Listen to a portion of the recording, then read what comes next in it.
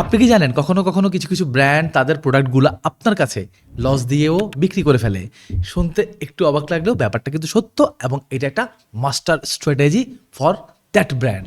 আর বিজনেসের ভাষায় এটাকে বলে লস লিডারশিপ, মানে লস দিয়ে লিডার থাকা। একটু যদি বাংলা ভাষায় বোঝায় তাহলে ব্যাপারটা দাঁড়ায়, একজন কাস্টমারকে লস দিয়ে একটা প্রোডাক্ট বিক্রি করার মাধ্যমে সেই কাস্টমারকে আমরা যদি আমাদের দোকানে অথবা আমাদের ওয়েবসাইটে অথবা আমাদের প্রোডাক্টের সাথে অ্যালাইনমেন্ট আনতে পারি, তবেই আমরা সেটাকে বলতে পারি লস লিডারশিপ। একটা এক্সাম্পল দিই, ধরেন আমার একটা ভাতের হোটেল আছে, আমার হোটেলে আমি আপনাকে ফ্রিতেই ভাত খাইতে দিলাম, কিন্তু ভাত খাওয়ার পর আপনার যখন পানি খাওয়ার পিপাসা জাগবে তখন আমি আপনার কাছ থেকে প্রতি পানির বোতল 500 টাকা করে দাবি করে বসলাম। And that is the concept.